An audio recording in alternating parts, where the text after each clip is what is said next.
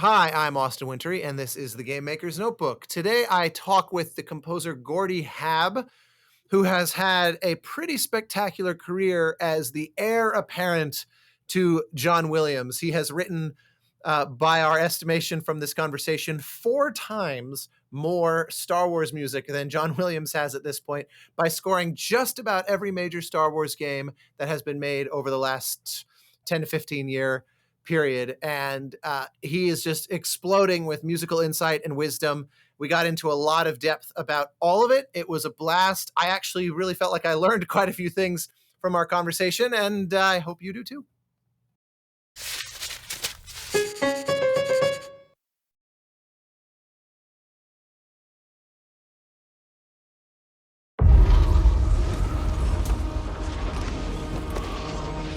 You were only a child when they sent you off to war.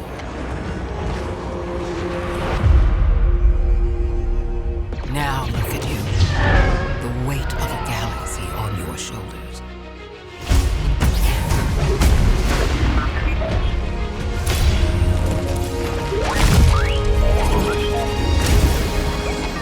Didn't I tell you to be more careful about who you scan? Come on. I cannot tell you who you must become, or where the line is drawn. There are no easy choices. These are dark times. We have few allies. Good to see you, Cal. The odds are against us, and they will always be against us.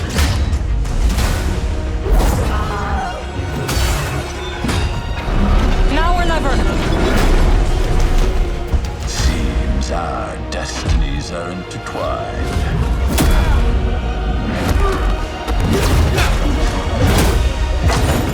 But I can tell you this. If there is any hope of surviving, we must stand against the darkness.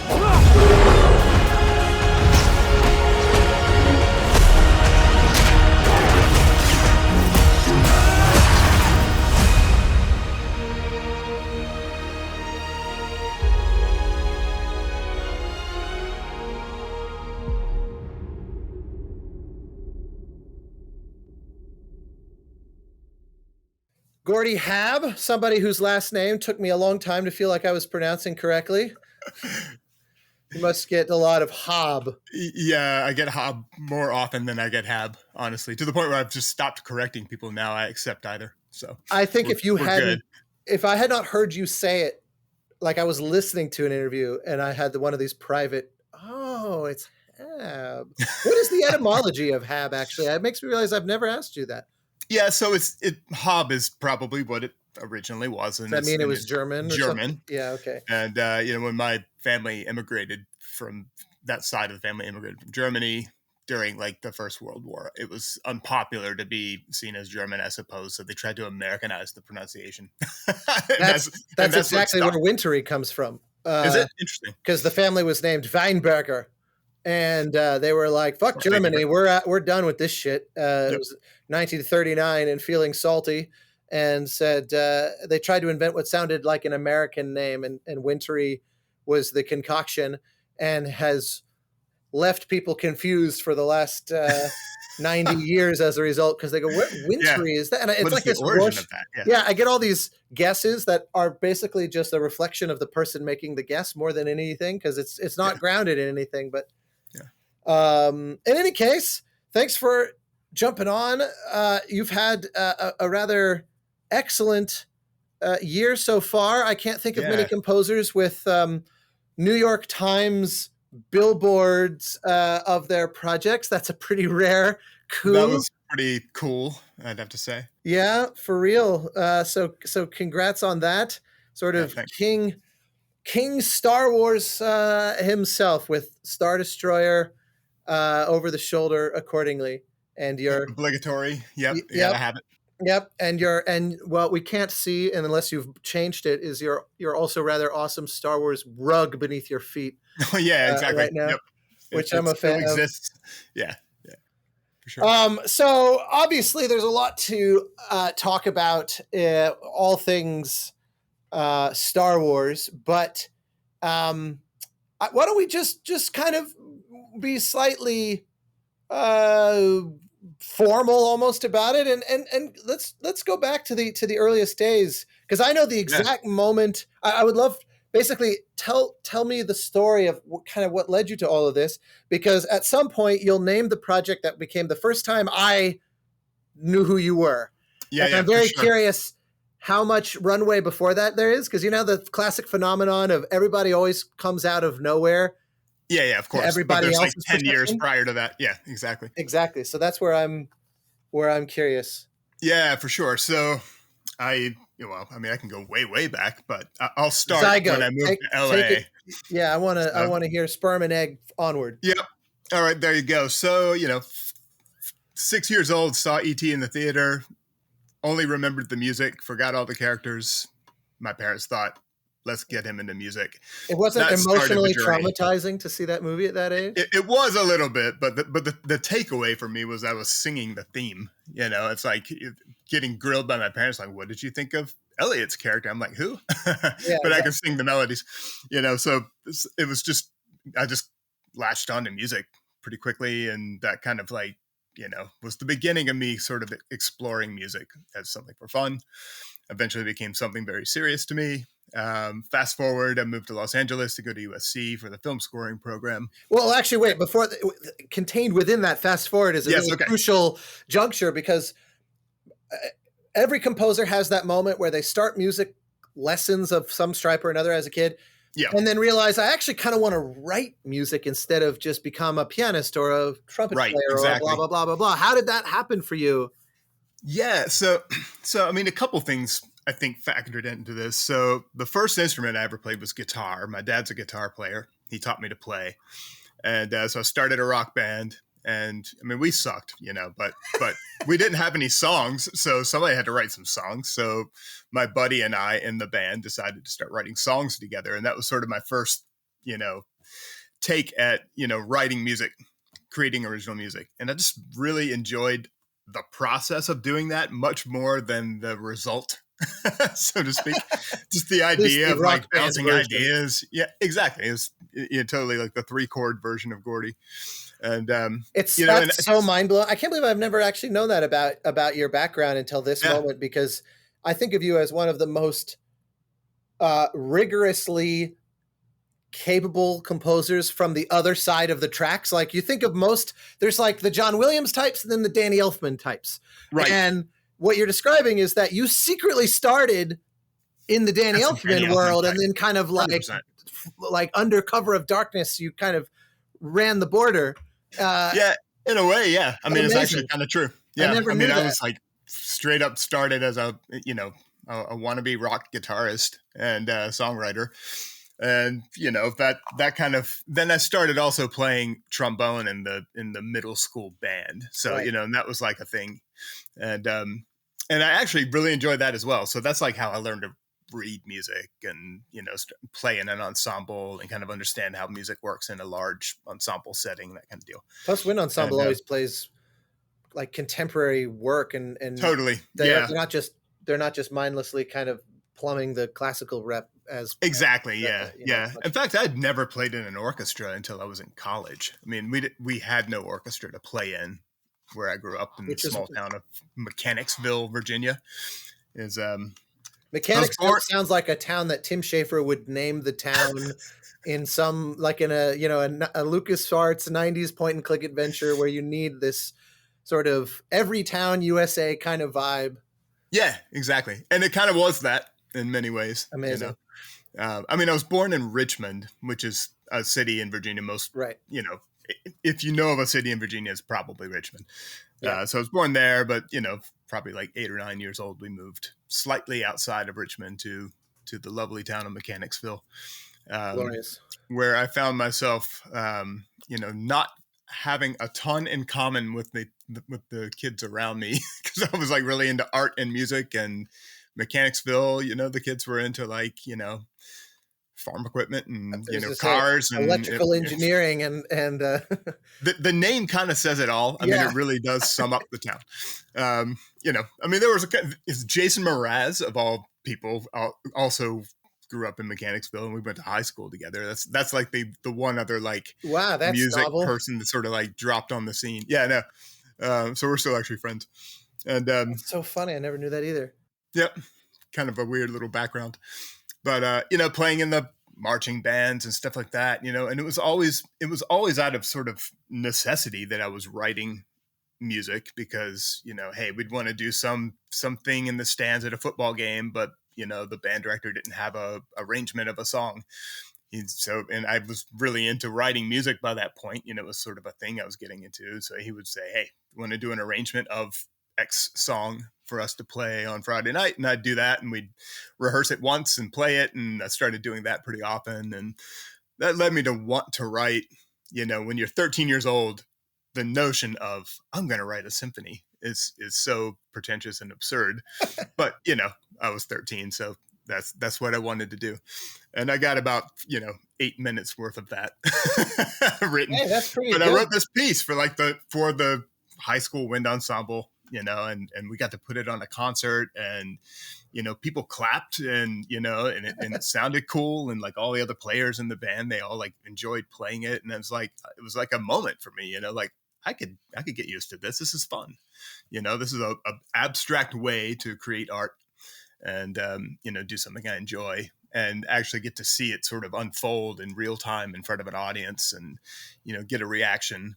Would you say that was the tipping point that made you take it seriously as a professional ambition, or was that the validation that this ambition you already had was plausible?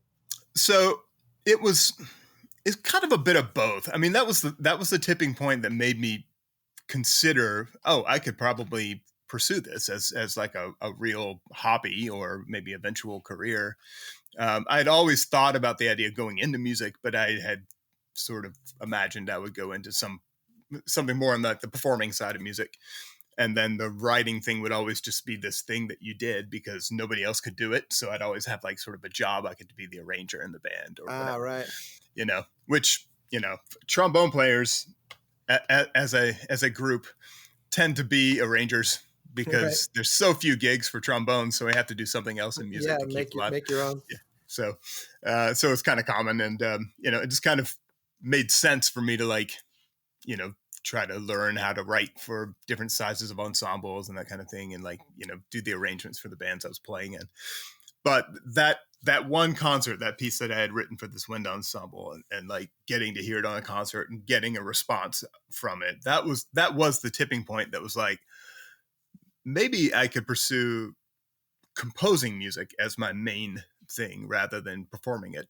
And because, to be quite honest with you, I had performed many times and I didn't get a response like that from an audience or from peers around me.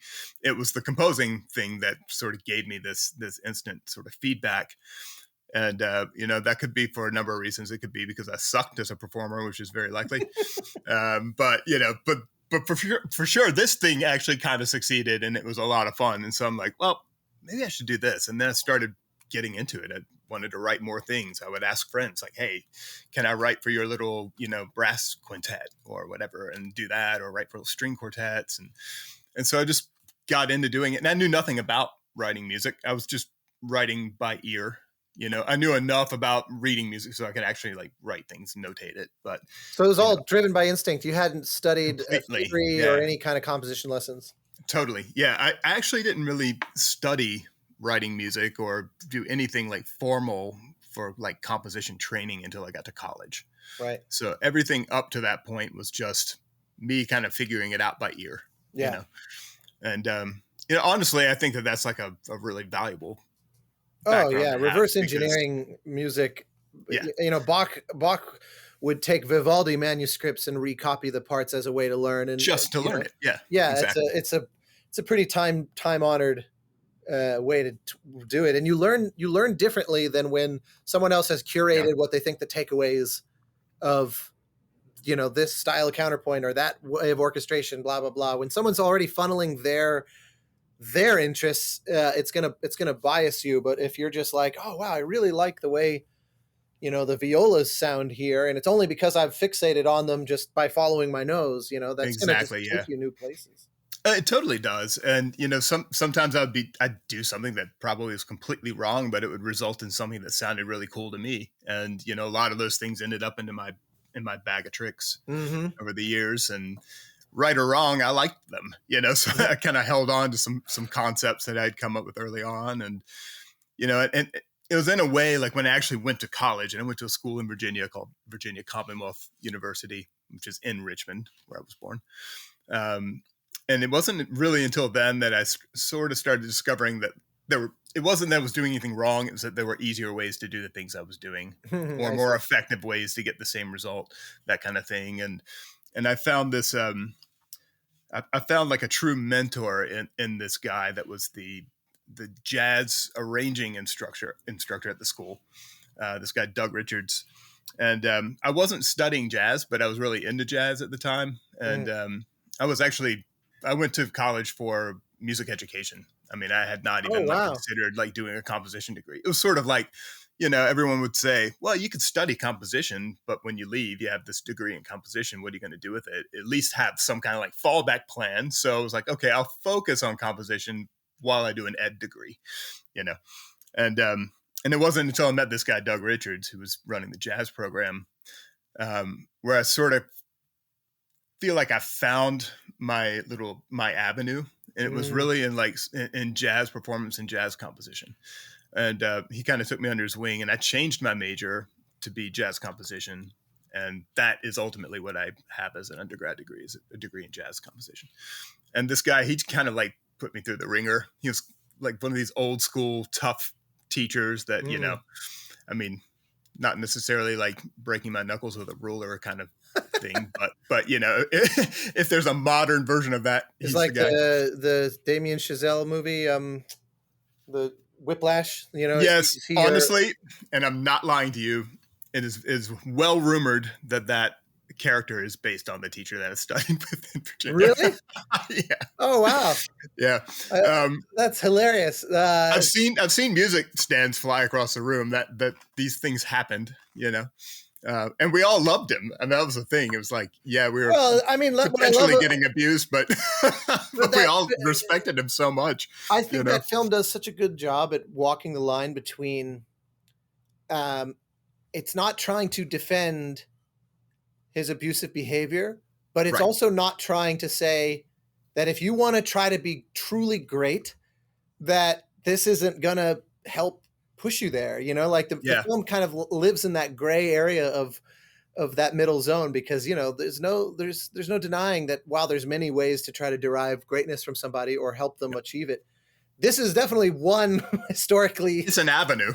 Way to do it. Yeah. That's crazy that he was possibly did Damien Chazelle come from that area or no? I actually don't know. That's a good question.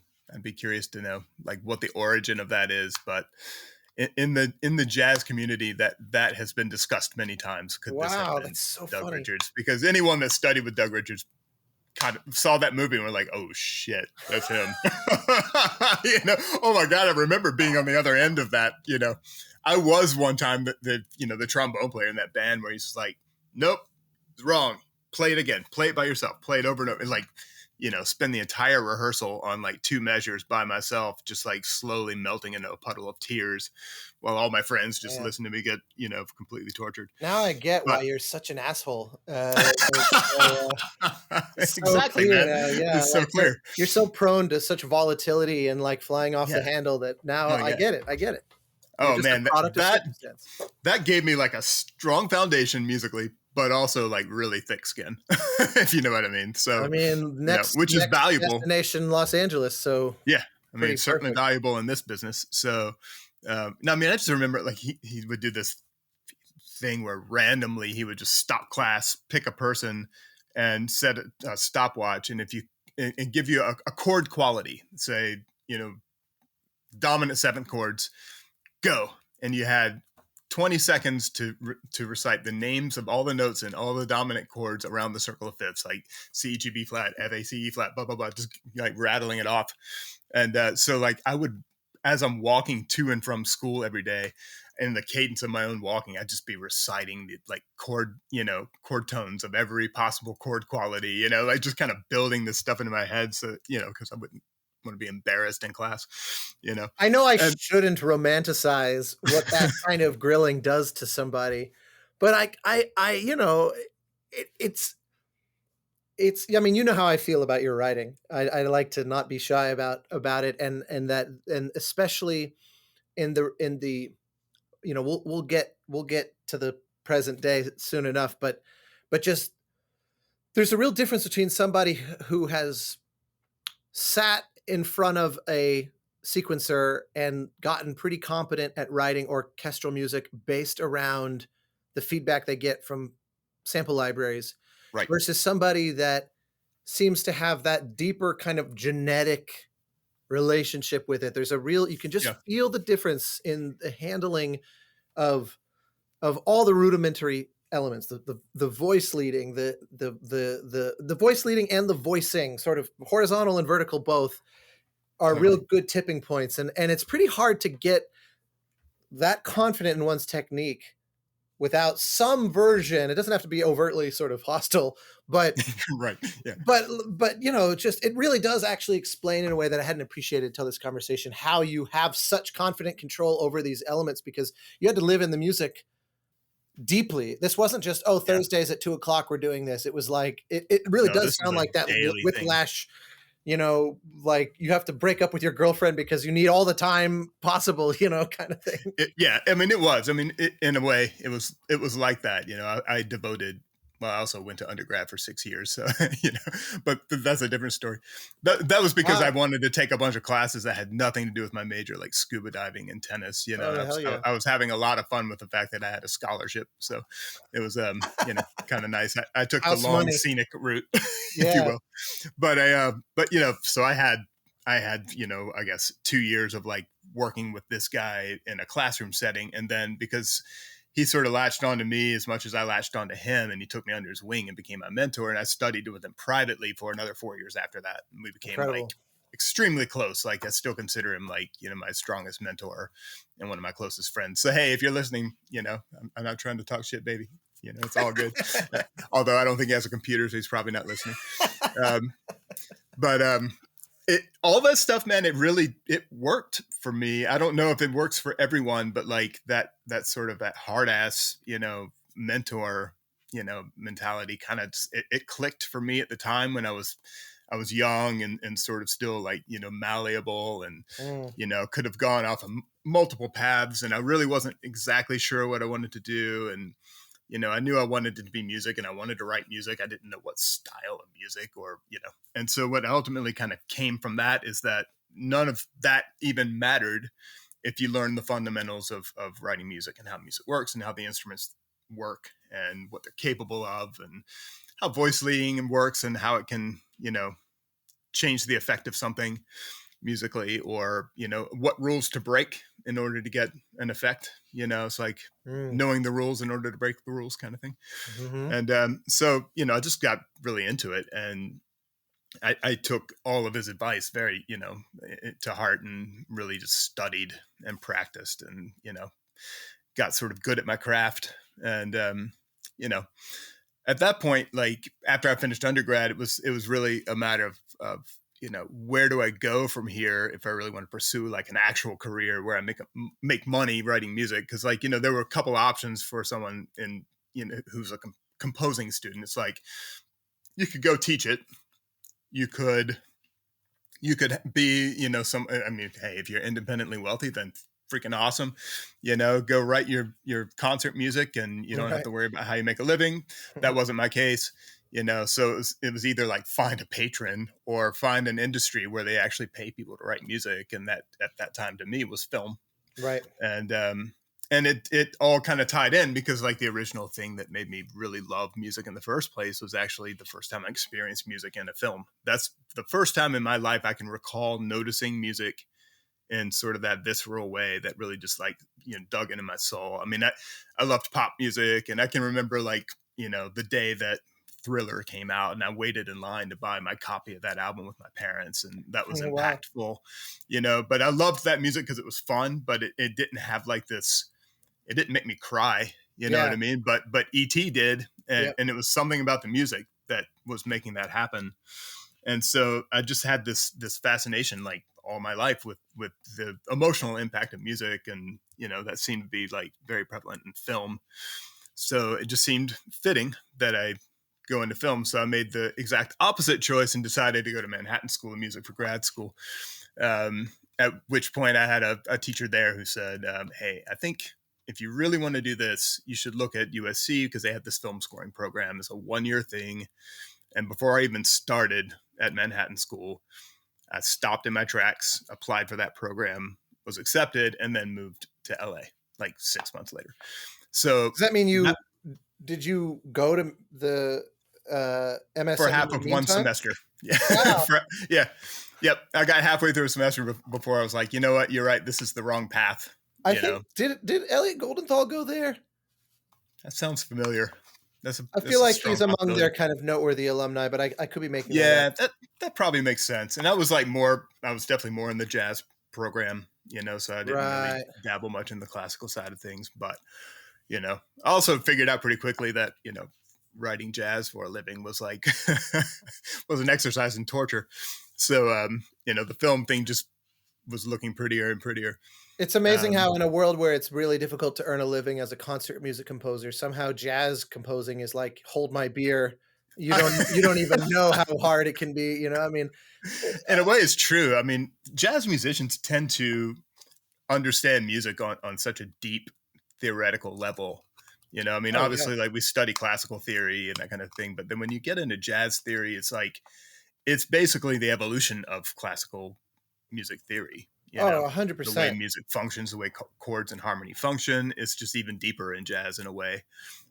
Similar but deeper in like the conventional. It's sort of almost like the difference between Newtonian physics versus relativistic physics, where classical theory, like, and functional harmony, which is essentially all classical theory really boils down to, is it's a very kind of narrow but effective view. It's sort of, for what it's doing, it will answer all the questions.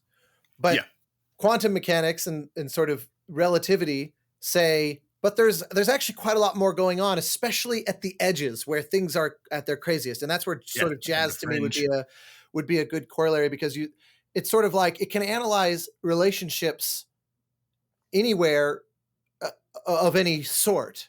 Where you realize you can find your place under any circumstance, whereas you can have voicings that if you try to analyze through a more sort of functional harmony lens, it's just like, I don't know. It's just I added notes. That's all I can really say about it through that lens. Right. But when you dig into it, you can see that there is actually functionality there, because it's like, oh, if you boil it down to the most simple elements that are happening there, you're like, oh, this is just, minor 2, dominant 5 to a 1, or like, like a 4-5-1. You're like, oh, that's classical, music theory 101. But then when you expand out from it, when you go out to the fringe edge of it, and you're like looking at all these like hyper extensions of chords and, like all the colorful notes that are there. And if you look at only those and strip away the foundation of it, somehow they sound sort of like this weird nebulous, like washy thing, but they are still related to their core, functionality. And because of that, they work. And then you can add in like solid voice leading, and suddenly it's like, this is functional harmony, but it sounds so vastly different than what people probably think of as like conventional functional harmony from like classical music. Oh yeah. And there is the, sort of invention of jazz in a way. And it trains your ears as well to hear things a lot deeper, I think, Oh yeah. I think it also, classical theory is so vertically oriented. It doesn't have a lot to say about where things are going in the sense of line. Right. And that's so important, because improvisation is so core to jazz, that the idea of where am I headed and what's the tension and release of the line itself, that's like, that to me feels, I mean, I didn't formally study jazz, but that has always felt to me at the core of what really defines so much of jazz is not just thick chords. It's actually always Right. about the trajectory and where things are Exactly. going. Yeah, so it's always leading ahead. Like it's like a chess match, where it's Right. always like you're seeing 5 moves ahead. It's like, how do I get from here to there? It's like there's this route that you can take to get there. That's why I love through these this YouTube functional videos harmony. that do transcription. They'll upload transcriptions of great soloists, and I love where you can really like pause and really kind of go almost note by note analyzing and realize just the level of brain power that's operating in some of these true like best of the best jazz soloists, and to be improvising. It's why it's so cool to me that someone like Jacob Collier has achieved something borderline pop culture success, because what he I does, agree, because it's superhuman. It's superhuman. That dude's a complete freak. I mean, Yeah, unbelievable. What a talent. I mean, he hears things, and he leverages them in his work that are simply beyond. They're beyond my own comprehension, and I yeah. consider myself like pretty, knowledgeable about, harmony and how it functions. And then I see this kid come along, and I'm like, oh my God. Yeah, That's when he did his mind-blowing. Moon River, that culminates in a modulation to G half sharp major, because he just felt that 50 cents sharp was the precise color he wanted. And the fact that he modulates into it so elegantly where it doesn't feel like you've just applied a kind of pitch correction. Exactly. It's so smooth that when you hear it, I didn't catch that he had done it. I don't have perfect pitch. So when I was listening to it, I just thought, wow, that's so bright. And so what unbelievable kind of musicianship. And then when I watched his analysis, I thought, holy shit. It's fascinating, man. That's a really cool video, by the way. And it's fascinating to me how that works. Because I'm like you. Well, I mean, for years, I said I had perfect pitch. I later in, early adulthood realized that what I had was really strong, like relative pitch. Right. I don't have perfect pitch. I relate pitches to colors. I have this like synesthesia thing. Yeah, so, right. Like sure. I can just, when I see blue, I can hear a B flat kind of thing. But Yeah. I always have, if you're like sing a C, I have to like picture blue, hear the B flat, go up a step. Right. You know what I mean? So I can tell you, I can sing a C to you, but it takes me a split second longer. And then there's some people where it's just like, it's instant. I think that's the perfect pitch. And that guy is like, man, unbelievable what he's doing, Yeah. That's a talent, Oh yeah, no, improvisation skills. So that's also something I just think is mind blowing to me. Like in the jazz world, the reason that like I went into composition and instead of performing is because improvisers on another level to me. That's like, it's literally like looking at a very complex chord structure, like harmony structure in a jazz piece. You see it just written out only as the chords. It's almost like looking at the scaffolding of a building and then on the fly improvising, everything that decorates it into like, whatever, some, modern structure, in real time. That's something I was never very capable of doing. I have to sit and think and overthink and overthink again. And then eventually I have some music to listen to. But I relate to that. Yeah. All right. So 6 months or half a semester or whatever at Manhattan School of Music, you came out to USC, SMP TV program. Mm-hmm. And so how did the transition go into actually landing work? Because we're getting pretty dangerously close, I suspect, to that moment where I heard your name first, because I suspect it was not terribly long after. Not long after USC, I would think. I'm imagining. So right after USC, I mean, I met a lot of student filmmakers while I was at USC, who I worked with on, short films and this kind of thing, like most composers do when they first get into it. You try to meet young filmmakers and, score their projects for no money and get experience and build up a reel and all these things. But I've always been kind of into like daily exercise of some form. So at that time I was into running. And so I was just out for a jog and I saw this yard sale. Someone was having like a garage sale or whatever, and they had all this Star Wars memorabilia.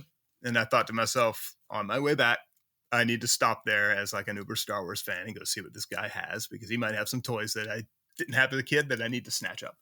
And so running back home, kind of sweaty, thinking, do I really want to stop here? I'm kind of gross, but no, I need to see what the guy's got. So I stopped for just a minute.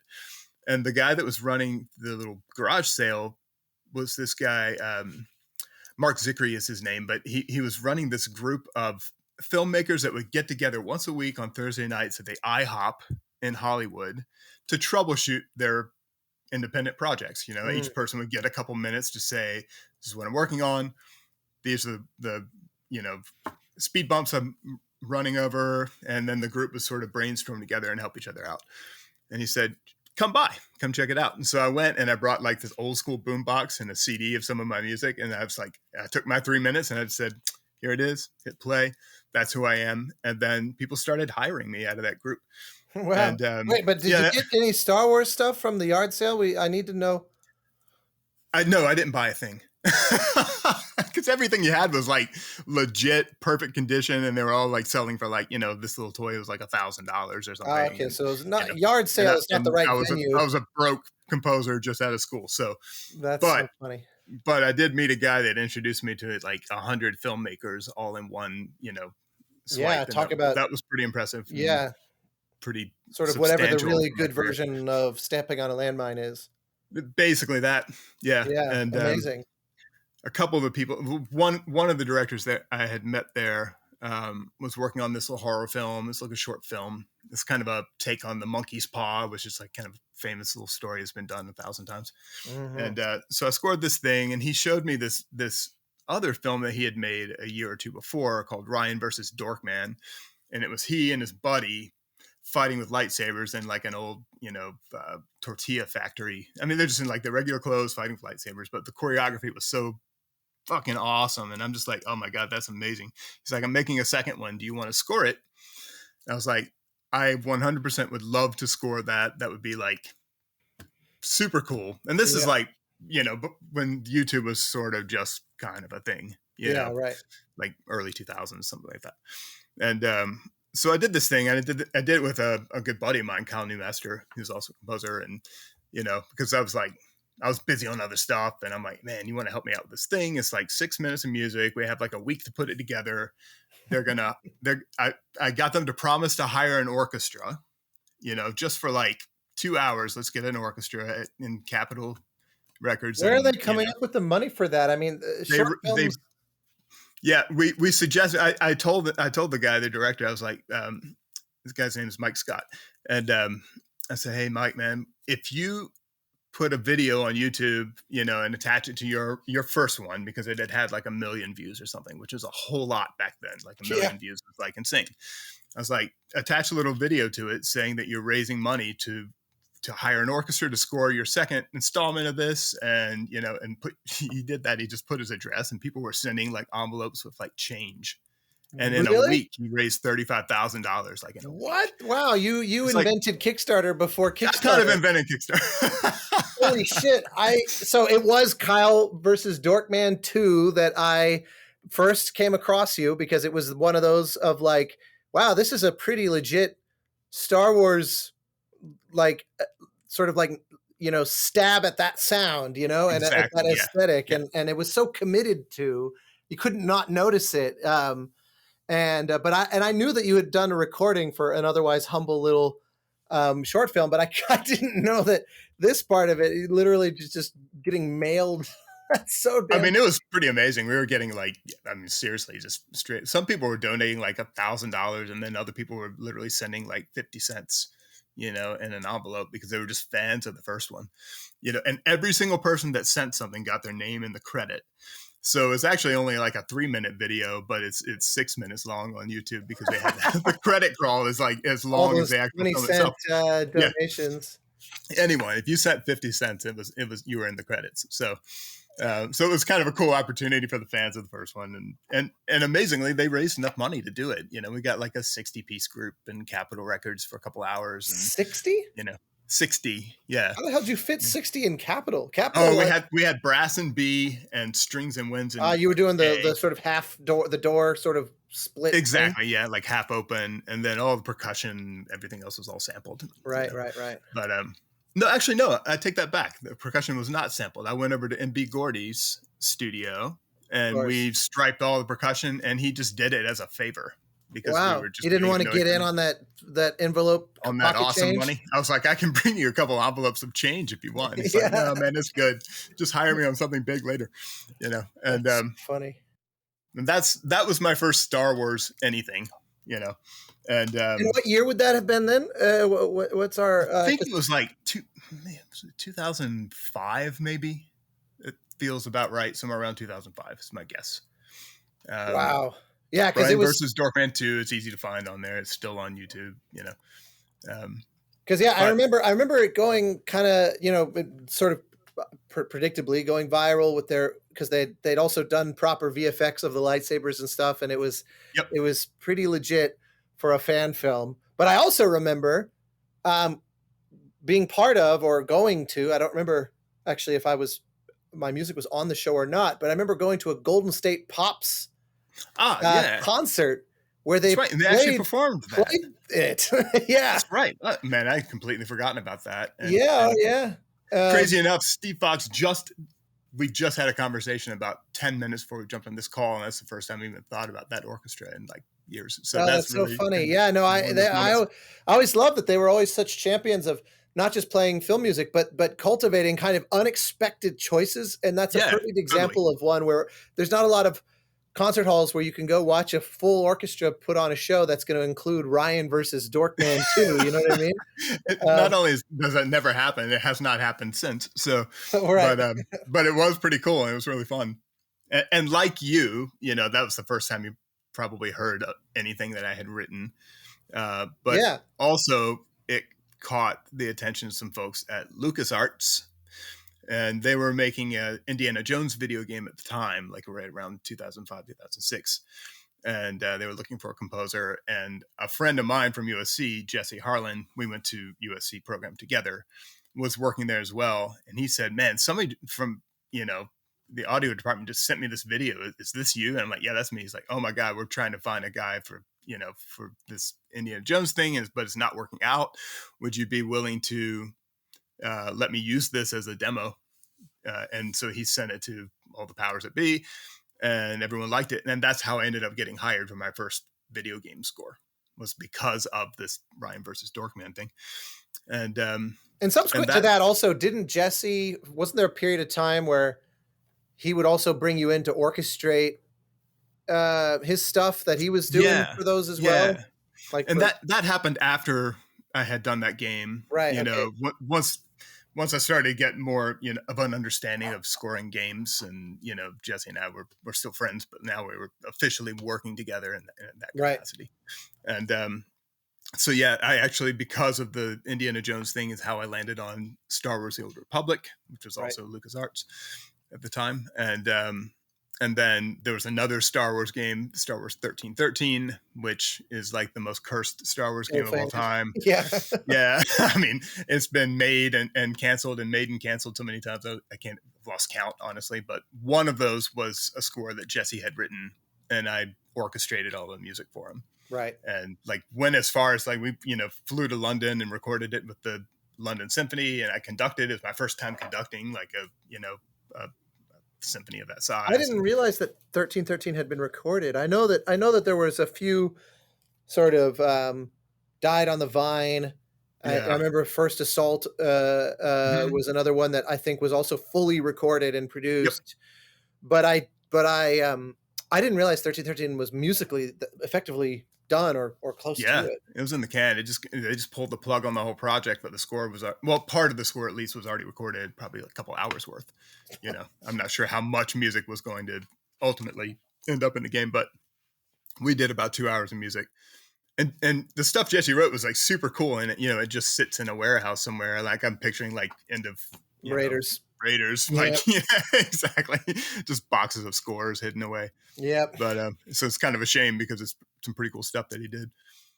We had fun with that, but I mean that honestly, that sort of, doing the Old Republic led to me doing actually what ended up happening, and I'll backtrack a bit. So I did Old Republic, and then shortly after the 1313 thing, which immediately followed that, was canceled. It was because Disney had purchased Star Wars and Lucasfilm, and the whole like acquisition happened. Yep. And so LucasArts shut their door, and that's what closed the lid on 1313. Yeah. And then for about, I'd say, a year, it was kind of like, very unstable ground. Like, oh man, I had this great relationship with this developer, this game studio. But they were the only game studio I'd worked for. And so now I have to like kind of go out there and try to use this as a calling card for, the games. And it was a struggle for about a year.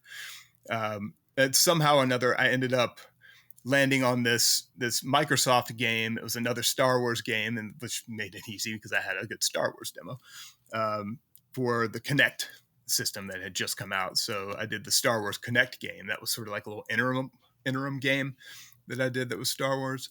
And then eventually EA sort of acquired a 10-year license, I guess, to do Star Wars games. Right. And I had to, in a way, like throw my name in the hat with every other composer that wanted to work on their first game, which was Star Wars Battlefront.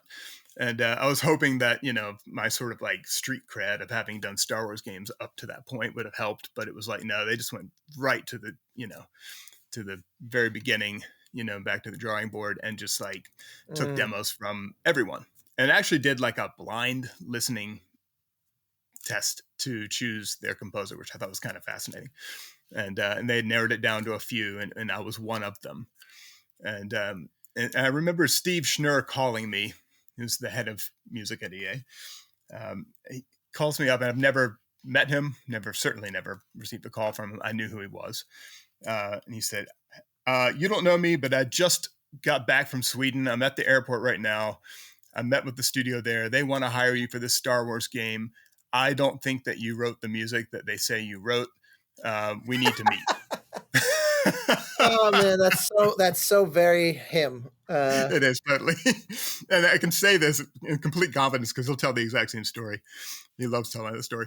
And so literally, like, he landed from Sweden where he had gone to convince them to hire Bill Ross, but they were really keen on hiring me because they wanted someone that understood games and they liked the music I had sent over. And for any listener unfamiliar, Bill Ross is like a close collaborator with John Williams. Somebody you can't really get closer without just hiring John Williams, basically. Spare, yeah. Bill's amazing, and but in this case, I got kind of lucky, I guess. And Steve hops off this plane, calls me up, and says, "Can you meet me at the Coffee Bean in 1 hour? I'll be there in 1 hour. Meet me there." So I hop in my car and drive across town, and like this could be an opportunity. And I meet with this guy, and we just hit it off instantly. We spent like 3 hours, and it never even really came up what the music for this thing, the needs of the game were. We never. How much did you know about the game? Obviously, a lot of times we're really kept in the dark, especially I would think for something this, a new Star Wars game under the new regime. Like, you must have been held at arm's length for quite a while. Very much so. In fact, like, even after that whole meet and greet and him sort of validating and verifying that I was the person that said I was, and that I had written the music I had sent them, and and we had this really great time. We got to be friends pretty quickly. Even then, I wasn't flat out hired. I still got put through the ringer a little bit. He essentially decided, let's hire Gordy to write 10 minutes of music as sort of a test. So basically like a paid 10-minute spec. Right. Here's some music from the game that we want to use, from John Williams that we want to use. We want you to write the B-side to this A-side of John Williams, and it's the music from Tatooine. We want you to continue the sound of Tatooine for another 10 minutes. Show us what you got. You got a week, And so I spent like a week writing this thing and doing this demo and, putting it all together and recording some parts and, mixing and whatever. And that's ultimately how I ended up getting hired for Battlefront. So somewhere in the middle of all of that, I remember I got called to throw my hat in the ring on a game, which was a Walking Dead game. And then I later found out that they had hired you. Yeah. And I remember going, the Star Wars guy, because we had never met at any point, because that would have been before all this, right? That this was an It, Activision. it would be before Battlefront, right? but after Star Wars Connect, because oh my god, I'm going to blank out on the developer's name who made the Walking Dead game. They don't exist anymore. They were based in Yeah, Austin. I never knew them. I was dealing with people from Activision who were running Right. the composer, refereeing that process. Well, it was the same developer that made the Star Wars Connect game. So the music director was the same guy. That's funny. So that's how I ended up getting on that game. You know how it works. Yeah, absolutely. And I had a lot of fun on that game, by the way, too, which nobody ever heard or probably played. Yeah, it was actually one of those where I remember not thinking the game had come out, and then I saw it on your credit sheet at some point later, and was like, I guess it did come out. And I had fun with that, man. I went to like my old like bluegrass roots from growing up in Virginia, and like dug deep into like awesome. fiddle playing and stuff like that. It was a lot of fun, actually. And I paid some like homage to Bear's score from the series, and played around with his themes. And Bear and I went to school together. We've been friends forever too. So I remember he was in that same class, right? He was. You and Jesse. He was in the same class with Jesse and I. Yeah. Yeah.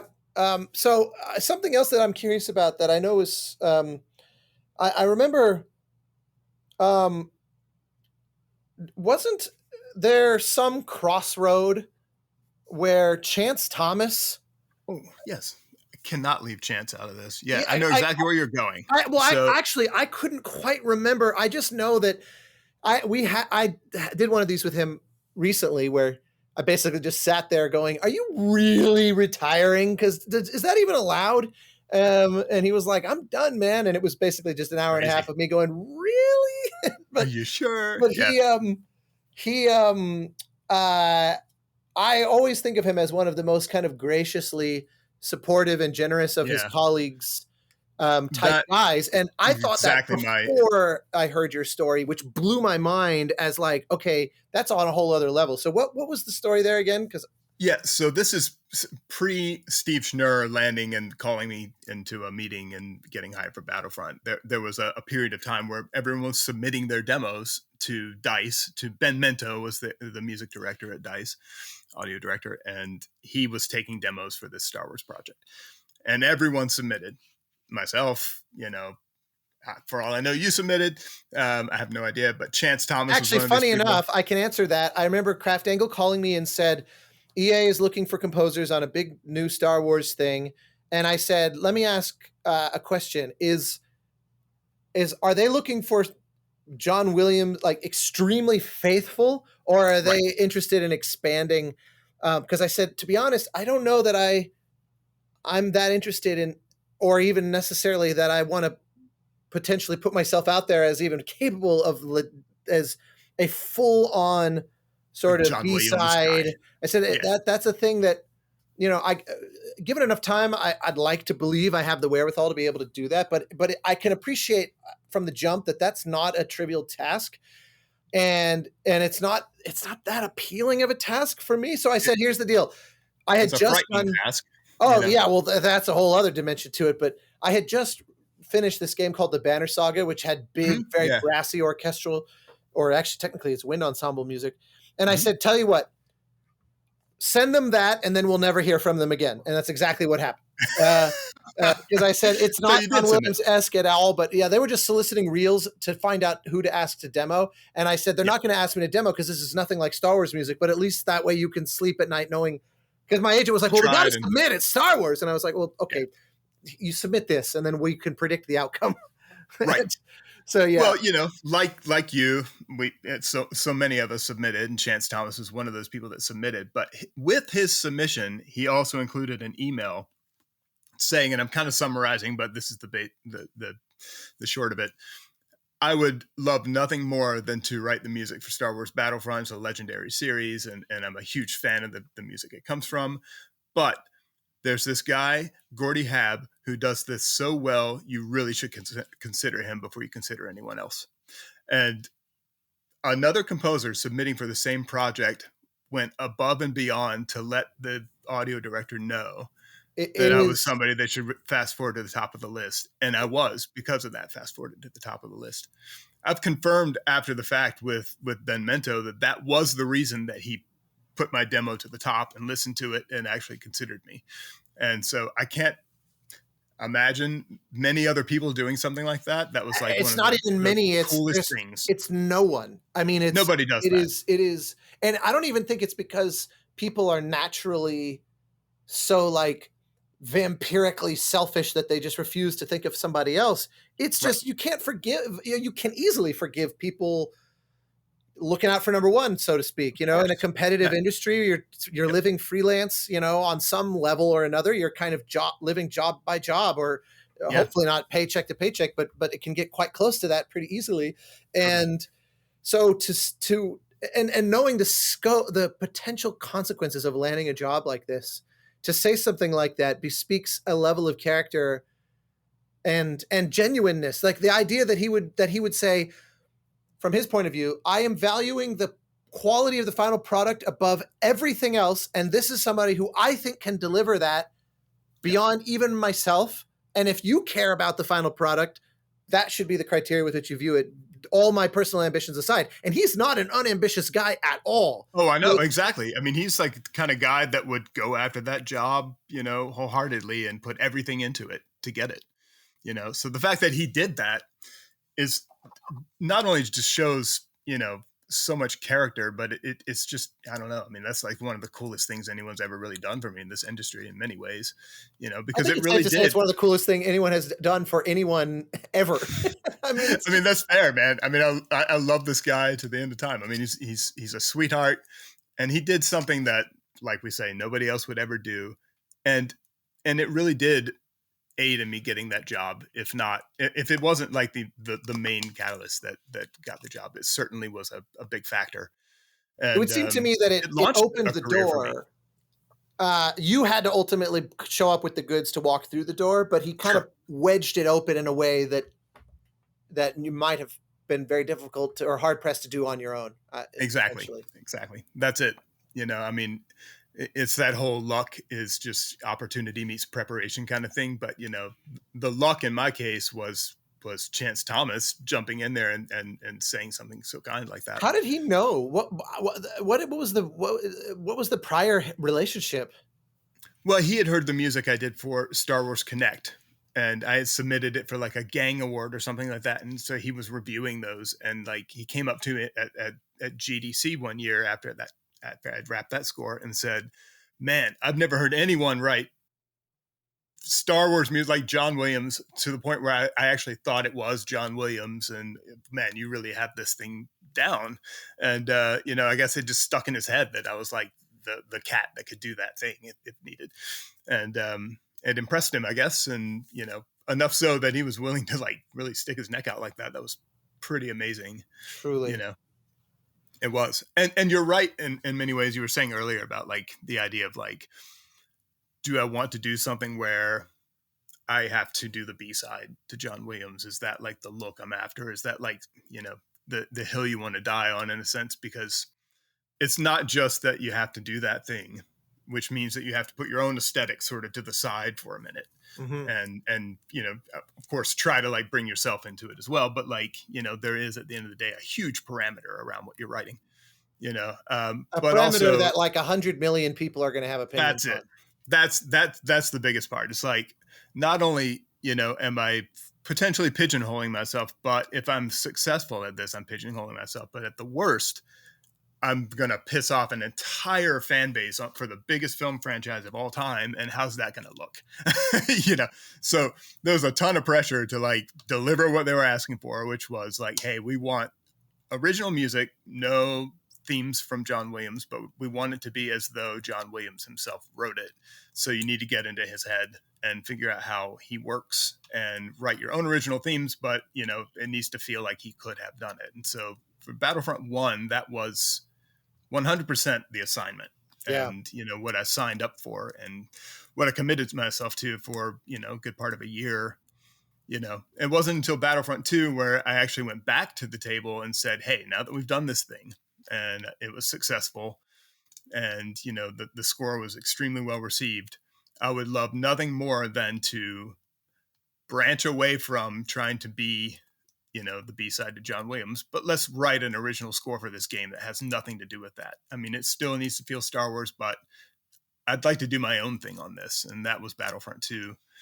And that's where I really started feeling like I took that franchise and sort of stretching it out a little bit, kind of pushing it forward, stamping it a bit more with my own aesthetic. And, not to say the Battlefront 1 was not me, because it certainly was. I mean, like that, the music of John Williams is like a part of my DNA, because like I grew up with it, like many of us. It's what inspired me to do this thing in the first place. But and I also think I think when I look back at my initial, it sounds smug to say turning my nose up at the prospect of having my hat in the ring, but I just found myself going, I really loathe the thought of the only way that this job goes well is to fully be somebody else. And that really rubbed me the wrong way. And as time has gone by, I've come to realize that I probably was having a very ego-centric reaction, because there's a few things that have come up over the last decade or however long since then that because first off, when I heard what you did, it was because this was a whole other level when I heard it compared to the Old Republic, and like it was just it really was just holy shit. This isn't just John Williams. It's not John Williams emulation. It's John Williams grade. It's John Williams caliber, which is such a narrow and mind-bogglingly difficult target to hit with any kind of authenticity. But it didn't just sound like John Williams, because we had also around that time started to hear new Star Wars music from John Williams, and there was a real difference. I like everybody else, I worship the guy. I'm seeing him this weekend at the Bowl. I'm so grateful that there's a new Indiana Jones out. We still get to hear new John Williams music. Totally. At 91, he still matters a lot to me. But when you listen to how he was writing in his 40s and his 50s versus how he's writing in his 80s and his 90s, there was a fire in the belly. When you listen to Empire Strikes Back or E.T., you're like, this guy was fucking just he was going for it, man. Everything. Yeah. It was like his shot. When I heard the Battlefront, I said, this isn't John Williams in some abstract sense. This is like John Williams when he was like in the 80s, when he was really going nuts. And then I had that voice in my head at some point that reminded me, if you ask John Williams about his style, he points to Close Encounters. Yeah, exactly. And he says, like, Star Wars isn't really my thing. And I realized a lot of this is probably, I need to be a little bit more sort of Zen and sort of Buddhist about all this, I think. Because there's also just the bigger, not that this is a confessional of regret or anything. Because like I said, when I heard what you did, I thought, I couldn't have done that. This found the right person. Like it and that's only been reaffirmed. I felt that way all the more strongly when playing Fallen Order. Cause it was like, fuck man, this is really I like this better than quite a lot of Star Wars music. So yeah, anyway, it was, I dismissed it as, you just have to go copy somebody else. And that's also really hard. And like, I really overlooked a lot of virtue, and also what it says about being able to actually do that is a tremendous compliment.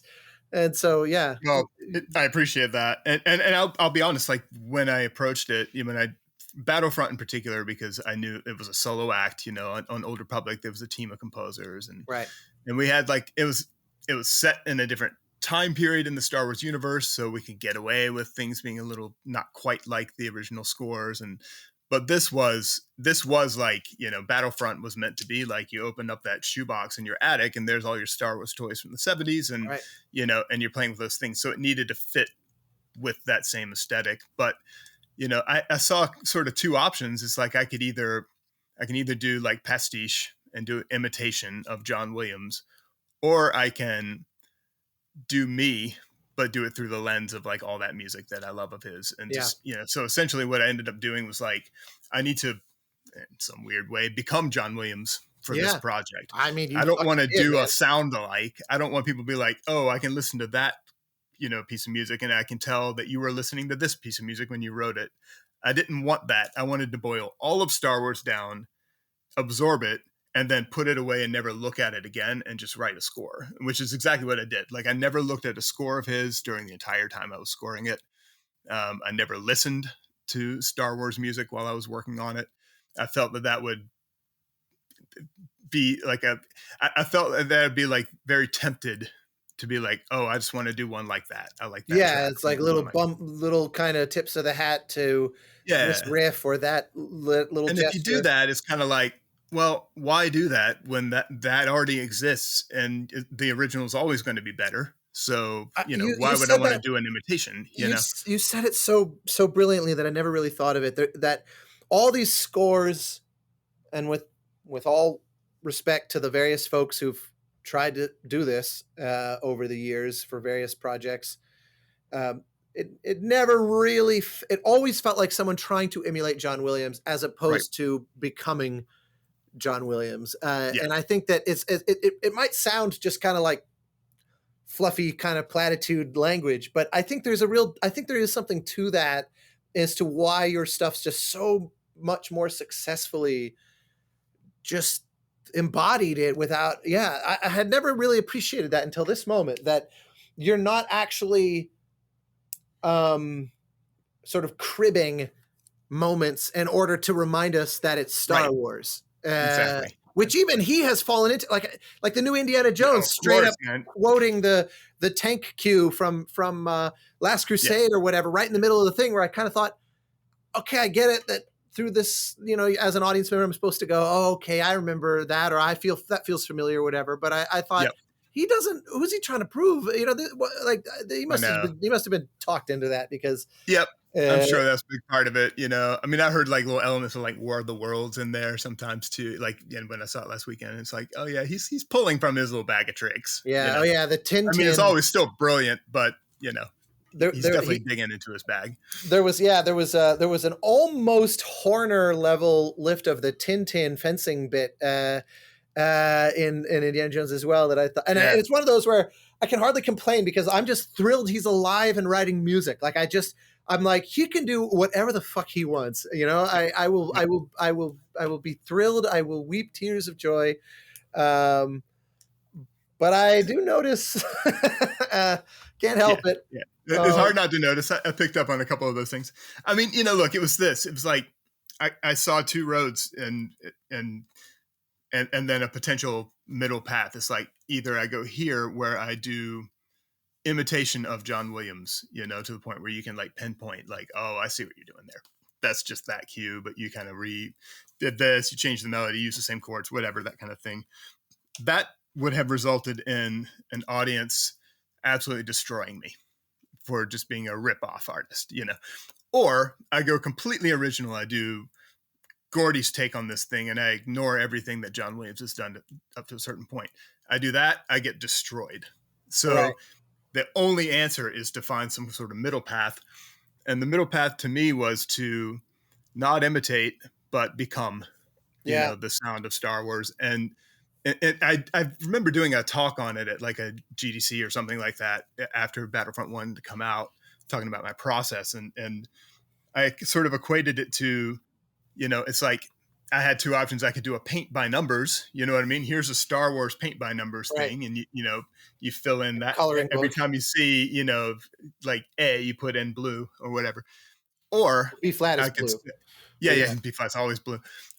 Or I could say, why don't I just use the same palette of colors that John Williams used? Completely blank canvas is my own canvas, is my own artwork. I'm just using the same color palette as he would use. And that was the comparison I made, and that was the choice I chose. And I think it ultimately worked out because the response was positive from the fan base. I mean, like, you'll occasionally get someone that's like, oh, I can see that sounds just like that. And if you go listen, it's like nothing like it at all. I mean, I think people hear something and they just imagine it's like something else because it's Star Wars, but no, I think that's a perfect way to approach it. And it's worth highlighting that using that palette is deeper than just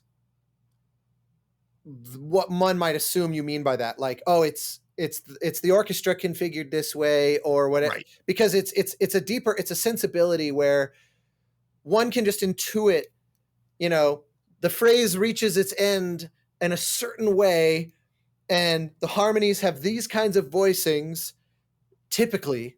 Like he has his bag of tricks, but it's not just the trick on the surface level. It's how he's thinking about line and tension and release and all of that. And that's the stuff that became your palette. I know that you obviously know this. I'm just saying it for the sake of our listeners, that it's tempting to assume when you say color palette that it means like the orchestration. He used trumpets, so I want to use trumpets. Or no, it's not like that at all. It's like a philosophical it's palette. Exactly right. Yeah. I think that, and boy, did you! I know it sounds like I'm just sort of frothing at the mouth, sort of just bending over backwards, but I'm really just in such awe, especially considering. I remember at some point you said that you've written considerably more Star Wars music than John Williams has at this point. That is 100% the fact now. And there were times where I was like, I think I'm pretty close, but now I think I'm somewhere in the range of like 80 hours or something like that, music written for Star Wars. All of it like and all like recorded, with the full orchestra and the whole deal. So it's like it's pretty vast, it's kind of an honor to get to have done that. That's pretty cool to think. He talks about how, having scored 9 films and couple little like the Obi-Wan theme and a few other little ancillary bits. That gets you about maybe 18 to 20 hours worth. I was going to say 20 if you kind of generously round up and assume that that we know there were things that were recorded and then ultimately not used and that sort of thing. Exactly, that's a quarter of what kind of we're crazy talking to think about. Of course, quantity over quality is not exactly what I was after either, but so like I tried to make sure every single minute of those 80 whatever hours were up to the fan base standards, because I'm a member of that fan base. So I always was writing to, at a certain point I had to like figure out how I was going to cope with that fan pressure while I'm working on this, because it's pretty overwhelming to think that if I went this way, like I was talking about before, or this way, I basically get completely killed and could ruin my career. Yeah. Or I have to find this path. And the path for me was, well, I just need to, who are the fans? Who am I writing for? Well, I'm a fan. So what would I want to hear? Right. I wouldn't want to hear rehashing of old John Williams stuff. Right. I'd want to hear new music. But if it didn't fit Star Wars, I'd be disappointed too. So I had to find the thing that I felt I personally, as a fan, would want to hear and focus on that. And so that was like sort of that's how I coped with the fear of that vast fan base that was sort of like looming over, always, not to even mention the Lucasfilms and the Disneys and even John Williams. That was exactly. So I was waiting to mention that I remember us doing a panel at some point together, and you mentioned that at least in the early days, you had to send all these cues. Like, obviously there's going to be a boatload of approvals from all the various executives and publisher people and Lucas and brand people, like IP steward type people.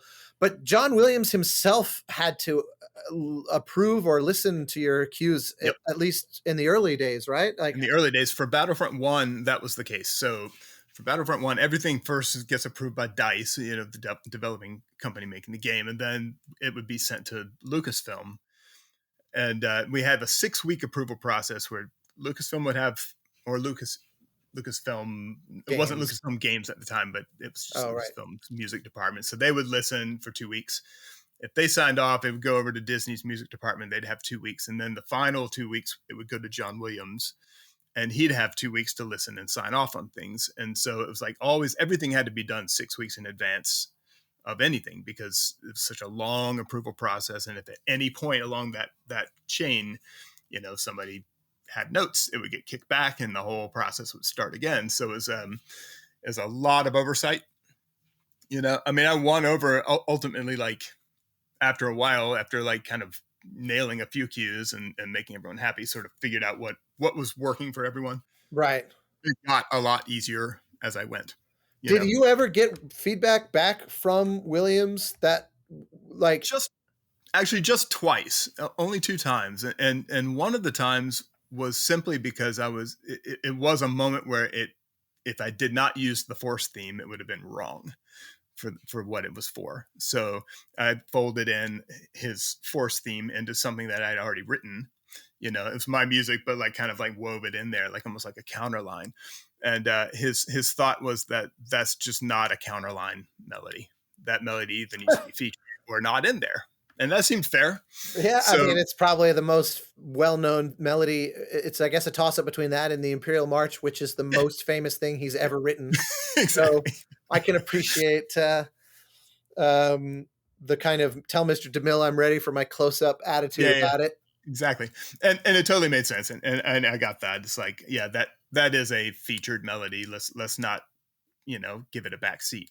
And so I, you know, altered that. And then there was another time where actually, you know, just thinking forward here, this was for an expansion for Battlefront 1 where we did the Force Awakens material, because the Force Awakens came out right shortly after Battlefront 1 released, and then we did some DLC content, and part of it was like some of the characters from Force Awakens, and I had written some music and got notes back from Lucas saying that, well, the sound of the Force Awakens is a bit different than the original scores for Star Wars. It needs to fit that more.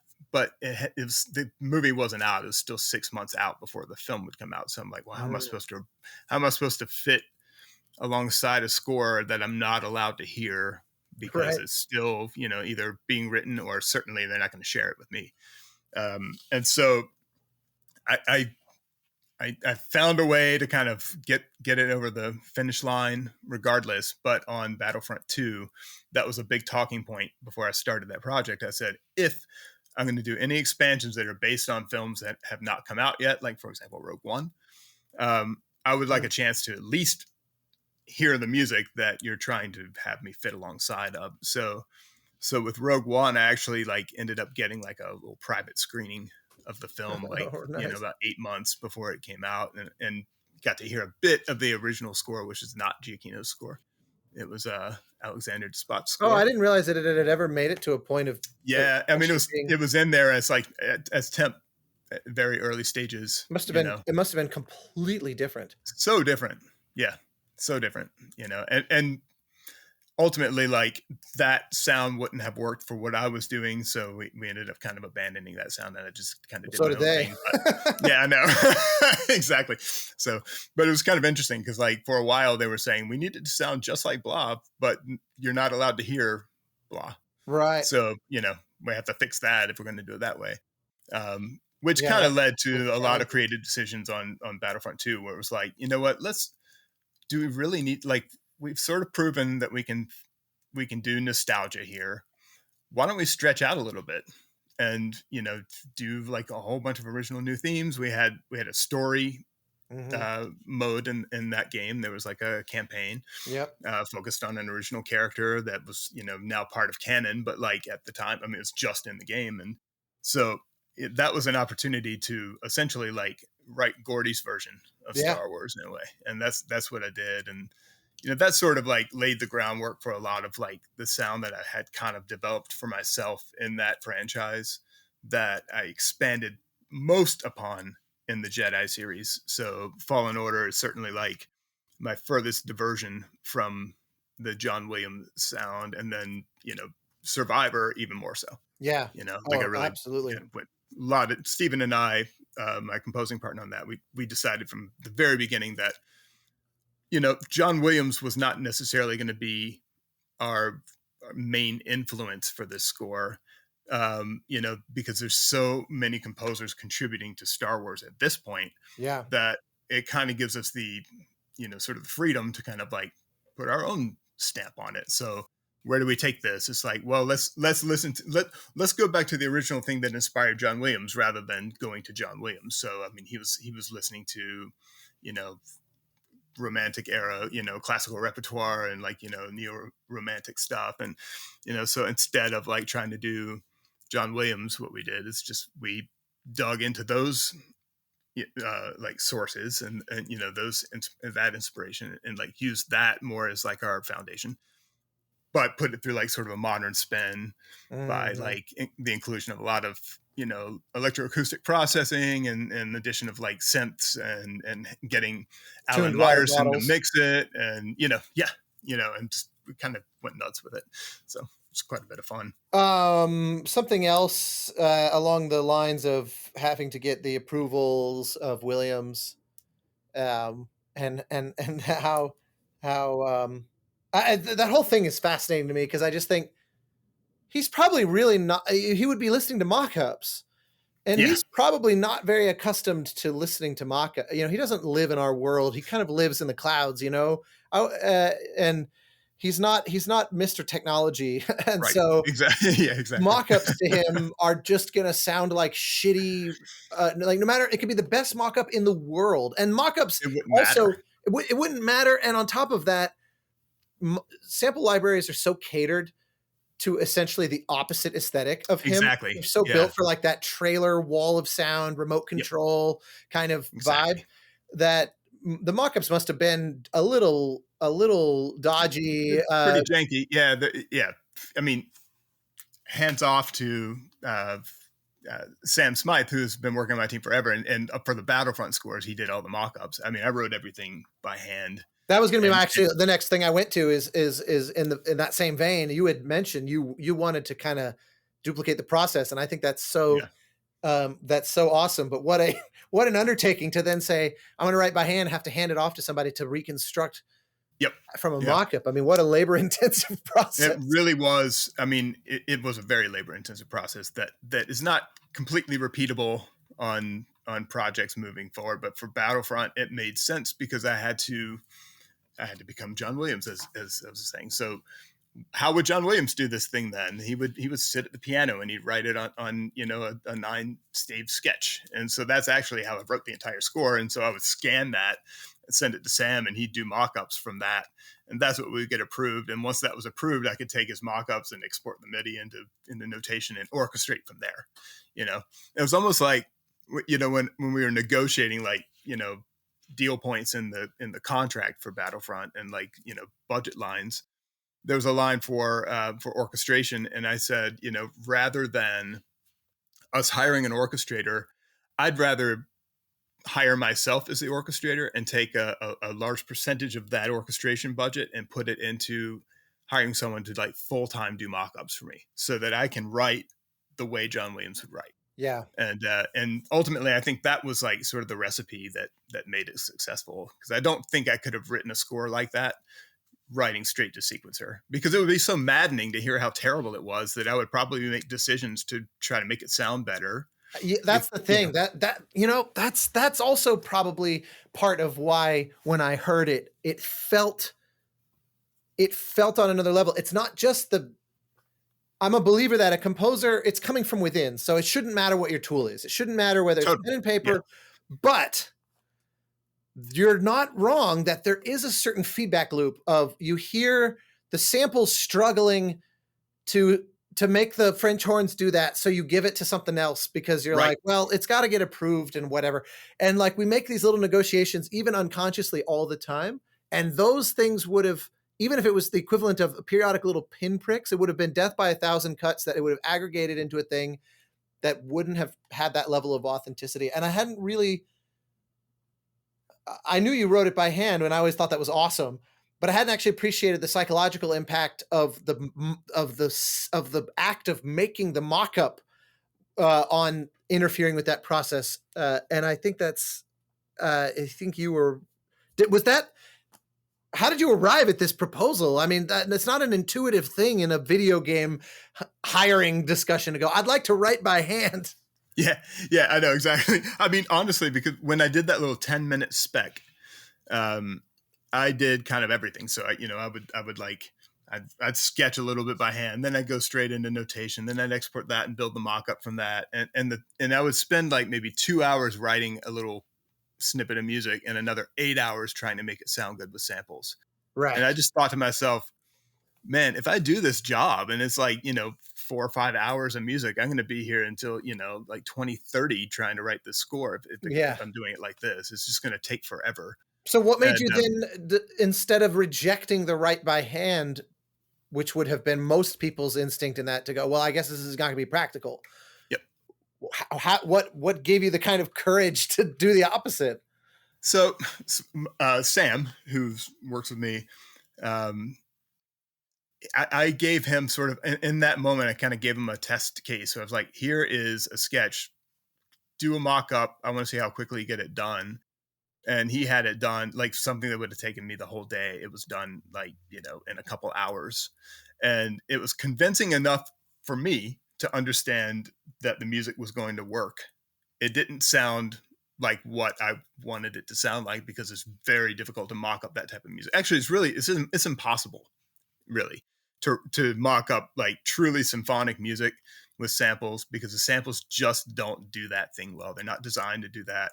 It's like you said, they're designed for like this big wall of sound, what the current trend in like sort of, Hollywood movies is. Well, and also the samples do well with, generally speaking, fast attacks and quick decays, so exactly. Percussion works great, piano works great, spiccato strings work great. Anything that's a little bite-sized Lego block of sound will work well. And that's like the opposite of John Williams, which is this florid, expressive, everything connects. There's never any of this blockiness. And so it's sort of like cursed from the mock-up standpoint. And I think because Sam was a bit detached from my creative process of having written it, that he was able just to get a mock-up out and not worry about every little detail. I mean, of course he does worry about to make sure it's as good as possible. But like for me, I would just sit there and manipulate the thing to death because it wasn't sounding like what I wanted it to sound like. And so I think sort of detaching myself from that process, and him being sort of detached from my creative side process, made it so that he could just do it fast. I would give everything one listen, and in most cases I would kind of cringe, but I'd just send it. It's like, as a mock-up stands, it's very good for what it was. You know what I mean? But like, I knew that, I that could never be the end product. You know what I mean? So, but I was able just to sort of separate myself from it and be like, well, this is just sort of a, it's exactly what it says it is. It's a mock-up. It's a model of what is to be. It's a sketch. It's like a line drawing of a painting. So as long as it was enough to get everyone to sign off on it, then it was going to work perfectly for my process. So, but if I had done them myself, I feel like I would have just like manipulated them to death until it got to the point where it sounded like what I was after, and I would have wasted so much time doing that for just something that you ultimately throw away at the end of the day. We were recording everything. That's the thing. I've always had a similar relationship with samples where if I can't later record it, I don't really like to use it. And so the result is that my mock-ups have never sounded as good as most other people's, because they've never had to replace something. Like I've basically made it kind of a little bit of a quasi dogmatic rule, because it's just, it's more interesting creative challenge. If they can't afford a big orchestra, you're looking for something different, then you go, okay, then we won't have to worry about any of that then. Exactly. Yeah. The problem solved. And I would write completely differently in a situation like that than I would for a Star Wars series. I mean, if I know that the end product is going to be something that's all in my studio, then I would write to the capabilities of the tools I have rather than write to the capability of an orchestra and then try to figure out how to make it sound like an orchestra, So, and I've done plenty of projects like that, where, the end goal is mostly sampled, or maybe I sweeten it with a few things, but like, I just make sure that what I'm writing works and sounds good no matter what the end result is. If the end result is supposed to be like all sampled, then I need to make sure that I'm writing it so the samples sound good. Yeah. But that wasn't the assignment here. So, I knew that these were just placeholders just to get the point across. That assignment would have been antithetical to the Star Wars sound anyway, because it would have been. Like you can't have both. Either write to the strength of the samples or sound like Star Wars, but you're never. You can't have both. And how many fucking movie trailers have come out for the various movies that prove this point, where there's just this painful, very obviously sample. Blah blah blah, na, na, na, na, na, and you're like, that sounds awful. And this is a real trailer for like a major $200 million movie. Right. It's wild. It is, I mean, well, it just proves the point that that particular franchise calls for a certain thing, and that certain thing is a symphonic orchestra. Now, I mean, what we did with Jedi Survivor is it still features a symphonic orchestra, but then we also have now added in, layers and layers of other, sources, like with synths and, electronics and that kind of thing. But even then, it's like the goal and was to make novel, them integrated. yeah, It's oh not just yeah. a layer. It's No, it's like it felt another like the instrument. palette was expanding, not shifting, in a Right, sense, right. which I liked. I really like when you land on the kind of desert planet, and there's this sort of like Duduk trio, Yeah. or so, where it was like, oh, this It is. is actually a Duduk trio. Well, I figured, because I immediately called Kristen Nagus, and I was like, "Is this you?" And she was like, "Yes." But I was like, this is a perfect example where it felt Star Warsy, but yet there's no Star Wars cue you could point to that's remotely like that, actually. Totally. So it was like that's, and I'd always hoped Star Wars could go that route. Like I like that sort of, they've had their cage rattled a little bit in the form of things like Andor, that have said, like, here's something that's just fundamentally, essentially not Star Warsy at all. And you've accepted it, made your peace with it. I personally really loved it, but I can appreciate that I loved it while acknowledging that it's really not like Star Wars. Totally. But that's what makes it work in a way, because especially for the that series show itself has a different feeling. Yeah, I mean, it would never have worked on anything other than what that show was, I think. Right. And it would have felt, if you'd had a score like that in a Rogue One, even, which is still Tony Gilroy's, at the helm of it on some level, right? Even that wouldn't have quite worked. This was such a rejection of all the traditional Star Wars isms, sort of across the board, that but as part of the ecosystem, saying these are all Star Wars, to give space, in a sense, to make less.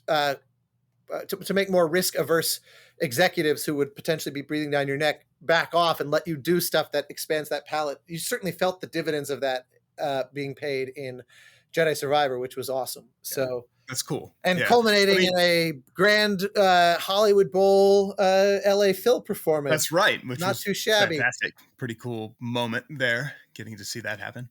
I mean, and what's interesting, even on that concert, like one of the main themes that we featured from our score, was an interesting story, because it goes back to, like, it's always about what fits for that particular project, because not all Star Wars music will fit all Star Wars projects. And in this case, we have a very different storyline. We have different characters.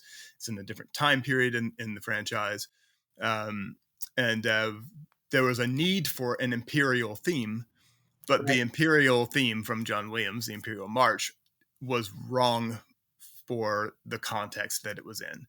It needed to be something that was more sort of ominous and felt like it was omnipresent, sort of in the distance, and haunting in some strange way, rather than being like a march that's very insistent, like, here we're bearing down on you. This is more like, it's the Empire is always out there, and as Cal, you're sort of like kind of hiding from it. You're trying to escape it, but it's around every corner. So we had to kind of come up with a Imperial theme that felt like it was sort of like, worming its way through the storyline. And that is an interesting. But of course, it had to be memorable as well, which is like another, one of my favorite buzzwords is, like, write a memorable theme.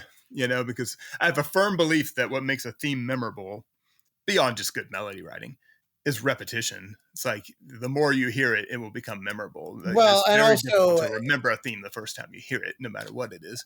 I agree. There's very, very few that can achieve that, and Williams has always been very good at looking for every conceivable opportunity in these films to feature those themes. Like he's got a real gift, and they're made. They're made, kind of with those landing spots in mind. Especially Spielberg has a tendency to kind of like create, here's a 30-second window where this footage is basically in service of the theme, not the other way around. And you think about like Jurassic Park, the just how indulgent the arrival to the island sequence is, where it's not really telling the story, but yet there's a belief that if we let the music stretch out, that actually will help tell the story. Totally. So it's a gift for collaboration that most filmmakers don't. It really is. Don't have. And you know, as a composer, I'm sure you've heard this many times too, where people ask for, where they're asking for a memorable melody, but they ask for a singable melody. Yeah, right. And I have this belief that for a melody to be strong and memorable, it does not necessarily have to be singable, because I challenge anyone to sing the entire Imperial March theme top to bottom. Right. Yeah, the B section is pretty, because that B section's out there, man. It's angular, it's all over the place. Yeah, like even I cannot do it pitch for pitch, you know, like you were to put me on the spot and sing it. So I don't believe singable is actually what makes memorable. So I kind of almost as like a Williams, actually virtually all of his melodies angular, like, because you think of there's so many you think of James Horner, who so many of his themes then culminated in a end credit pop song version of the theme. Right. Everyone they're knows diatonic. Titanic, they're easy to sing because they're diatonic, or you know. And they're relatively narrow range, although not always. I always think of his Land Before Time, the Diana Ross song. That's like, it's like a freaking 2-octave melody, but it's true. That's a good point.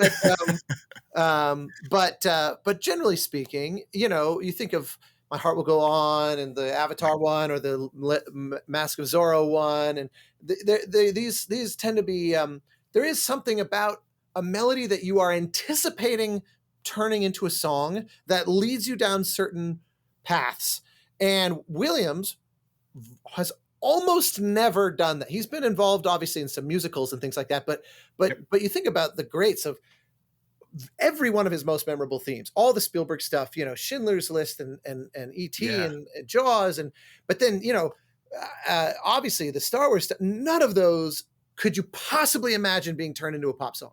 Even totally. Like, or even like an aria, even like a operatic treatment or something. It just somehow doesn't. It just work. doesn't lend itself that way. Yeah, it's totally true. And because he's thinking very much like, you know, his intervallic, you know, relations are all based on like a usually relatively chromatic harmony that's happening underneath. So picking the notes out of the blue is not that easy. But what he's really good at is creating very recognizable and repeatable shapes in his lines. And so that was sort of like when we were talking about what are we going to do for this Imperial thing, that was sort of the goal. And almost as like, not as a big fuck you to the world that thinks that it has to be singable to be memorable, but maybe in a little way. The Imperial theme, I made a point for it to be, it's actually like a complete chromatic 12-tone row. Yeah. So it never repeats a pitch, you know, but it's still very recognizable. Because it has a shape that is very familiar and repeatable. It's actually, if you were to trace the shape of the Imperial theme from Survivor, it's actually like, if you're doing a line drawing, it's like a sinus heartbeat rhythm. So it's always got that same repeating shape. Yeah. And so that was sort of like the concept. Let's come up with a shape that people will recognize. And then the pitches themselves matter a little less.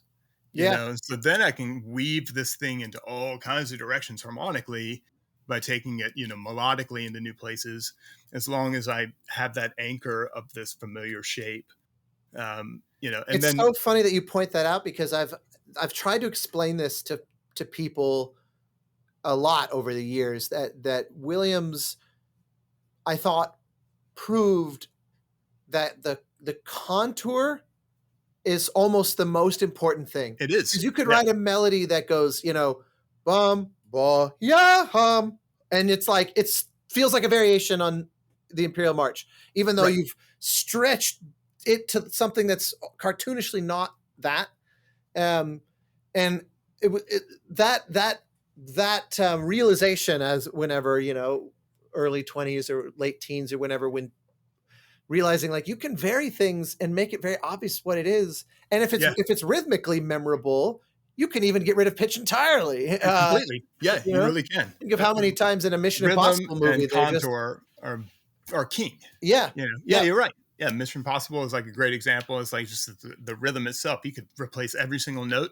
Yeah. Play in that same rhythm, and everyone's going to know it. In Mission Impossible 3, Giacchino did that. He has a big he did 2 versions where he has a 7/8 version that's like clearly a little riff on it, but then also there was just one bit of just literally clunk, clunk, clunk, clunk, clunk, clunk, and you're like, if you've managed to nail that thing, then exactly it.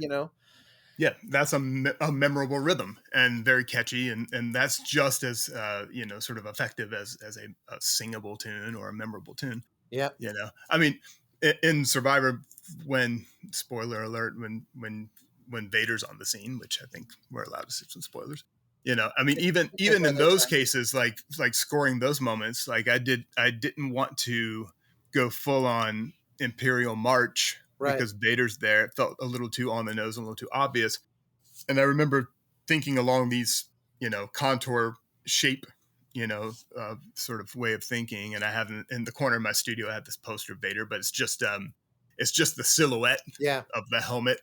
And, and it's just as imposing and like frightening to catch out of the corner of your eye as you were to see all the detail. Yeah. So to me, that was like sort of like an aha moment. It's like the shape itself is enough to remind people of what it is. So there's moments when you're fighting Vader as Seer where I have the Imperial March melody in there, but it's rather subtle because it's all in like the low synth and bass, and it's just doing like bah, and that's it. You know, it's just that little shape. Like, I could continue it, but just by outlining the shape was enough to kind of create this presence of Vader. And I didn't have to do this, that kind of thing to get that across, because that would have felt, I think, almost comical in such a serious moment in the game. The game overall is so much darker. This has a very serious tone. If it had felt if you were like doing anything that had the risk of feeling pastiche, you would have been. Really, that would not have worked for this game.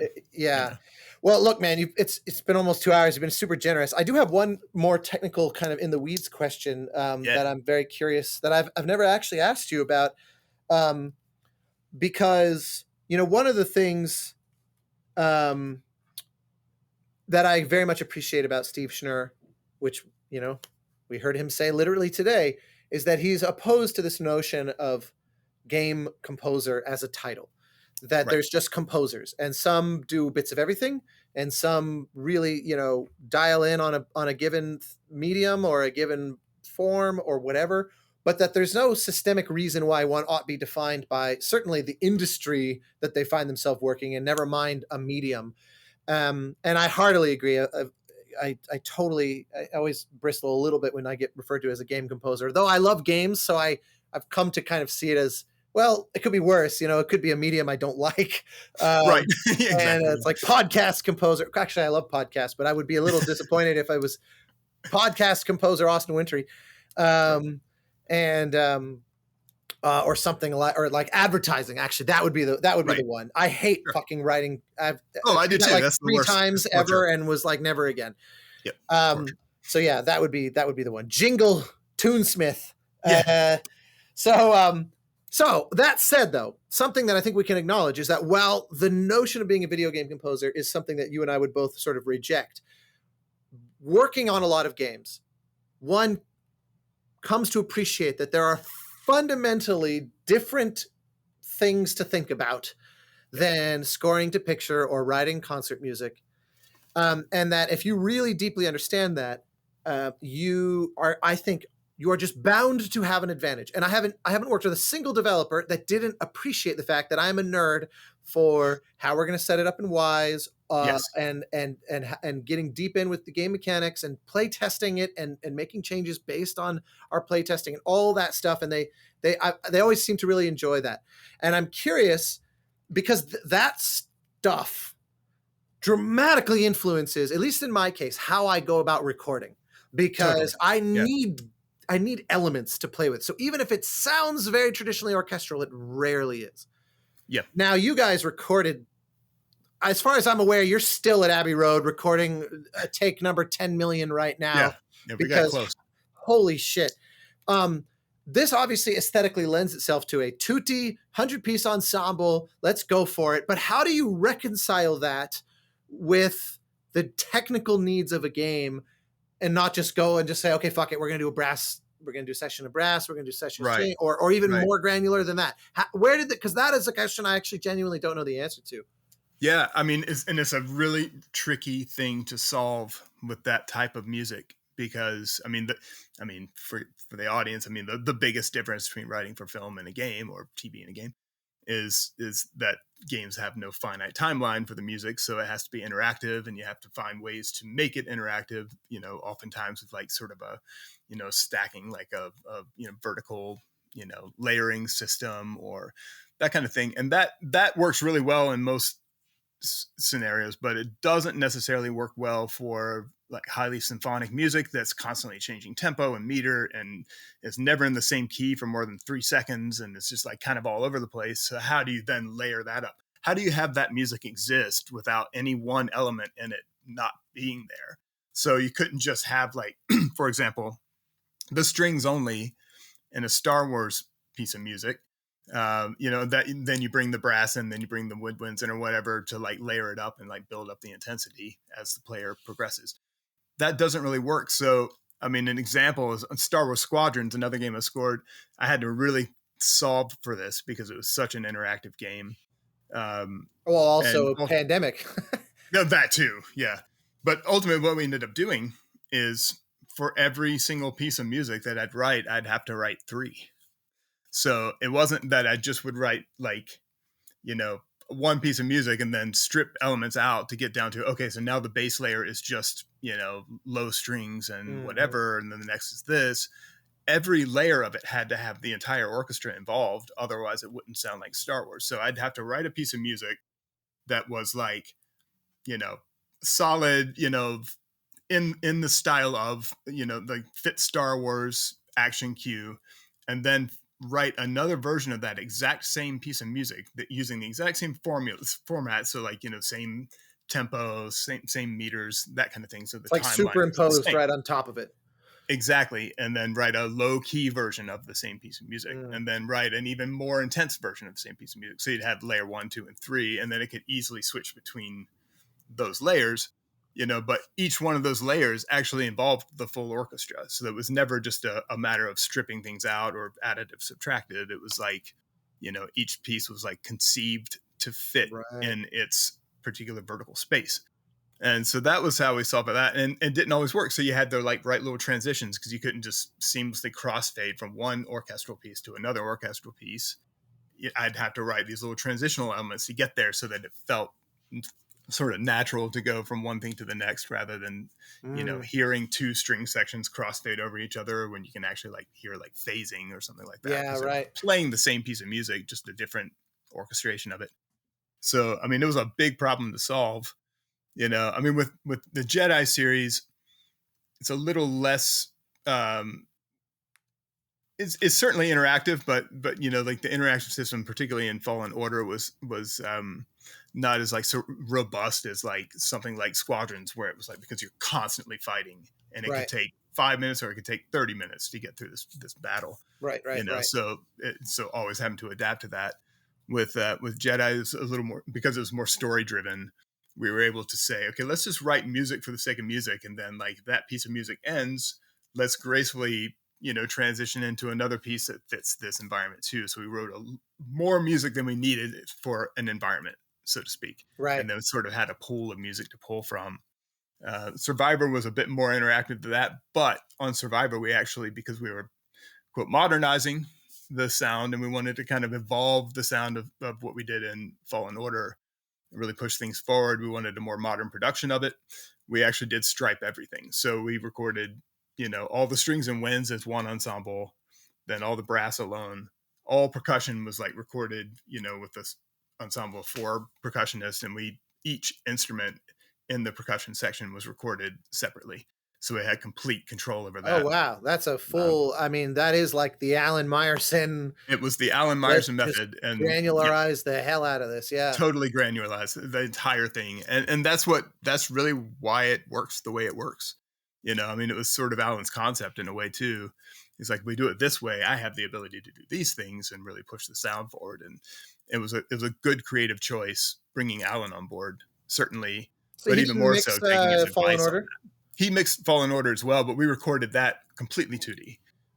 Yeah. And his suggestion from that game to the next was, we could take this further if we did this. And I'll be honest, I was reluctant at first because I'm like, well, it's symphonic music. It really kind of needs everyone to be in the room together so they can hear how they fit in with each other. And but you know, sort of reluctantly went into it, and it totally worked, and it still sounded great. And he was able to really kind of do new things with that, and actually gave me this ability, because I was playing a lot with sort of this, you know, electroacoustic kind of manipulation of things, where I could take back into my studio just the brass stem and run it through, like, you know, some granular plugins and kind of warp it and do these things that I'd sort of proofed out in the mock-up phase, and then send that over to Alan. He folds that in the mix, and you have something completely new, you know?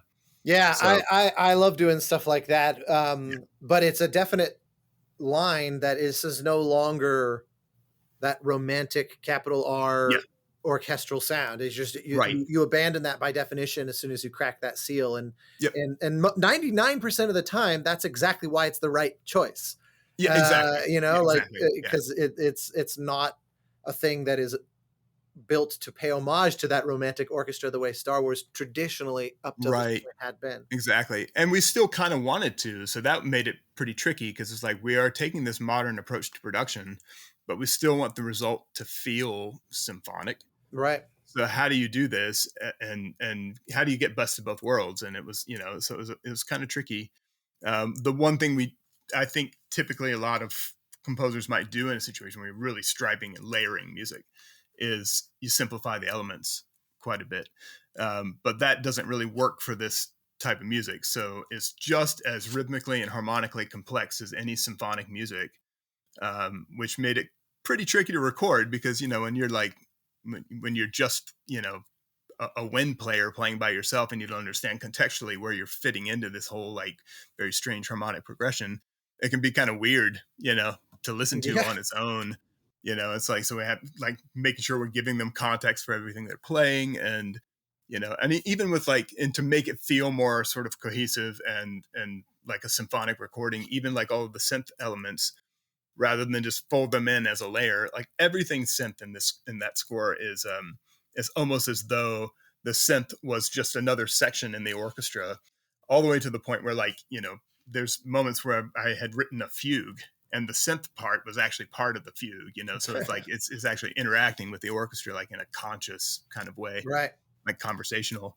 And to make it feel like it really fit in, we took all synth parts, we did pre-recorded, and then we took them to Abbey Road and we piped them into the main room through speakers and what we call reamp everything. So we recorded all the mics that were for the orchestra through the speakers in the room, so that it felt like the synth parts were also in the room. It's actually very Goldsmith, very much so, which is awesome. I love that. Yep. Well, look, man, I really just wanted to know about Ryan versus Dorkman, and so I really appreciate the overindulgence on the rest. This was worth it just alone to know that your mentor was possibly the Whiplash inspiration. So, totally, man. Yeah, I really can't thank you enough. I've been excited to do this, and I remember first bringing it up with you like seemingly 2 or more years ago, and then it was like you had already started on Fallen Order or Jedi Survivor, and it was like, this is worth waiting until after that so we can fold it into the conversation, because it, you know, the thing is, I always knew at some point it's silly to wait, because I'm sure there's stuff on the table right now that would be like, damn, I would have loved to have been able to incorporate that into the conversation. But that's the luxurious problem of being an in-demand composer working on cool shit. So. Yeah, exactly, man. So no, but I'm glad we did this. It's super cool, and in a way, I'm glad we waited, because there's some really cool stuff to talk about in Survivor in particular. I mean, that was like, you know, sort of revolutionizing my process in a lot of ways. So it's fun to kind of explore that and actually talk it out, you know. And you can feel that it's that there's this again in this wonderfully validating rebuttal of that stupid and sort of short-sighted conclusion I drew a decade ago. What I love is that through these Star Wars games in particular, I've really felt you kind of incrementally finding ways to build more of yourself into them. Yeah. And exactly. and it's very cool. It's very cool to see, because in so many ways, what I love is that actually beautifully parallels Williams himself, where you see that in his career, that there's a real, like, certain things, especially go back to the beginning, where it's very like Mancini derivative. Right. It's Exactly. excessively more and more, and by the time if you were to follow even just that thread, Catch Me If You Can does not sound anything like something Mancini wrote, but Right. Exactly. he started there, and then he just evolved, as all human beings do, and Exactly. you've paralleled that in your own way so nicely. That's cool. That's cool to hear. And that's always been my goal, is sort of to constantly evolve my music, but also evolve my own thought process on, on how music works. And, like all of us artists, it's a lifetime of learning and growth. 100%. When you stop growing, you stop learning, you stop evolving yourself, then that's when you get passed up, so I'm always trying to recreate my own process and thinking. So it's been fun getting to do that on one of my favorite franchises of all time. It's kind of a nice palette to have. And you've held it aloft better than anybody. So, but with that said, I suspect both of us need to get back to work. So, most likely so. Thanks again, man, for doing this. Really appreciate it. Yeah, man. Thanks for having me. That was a lot of fun.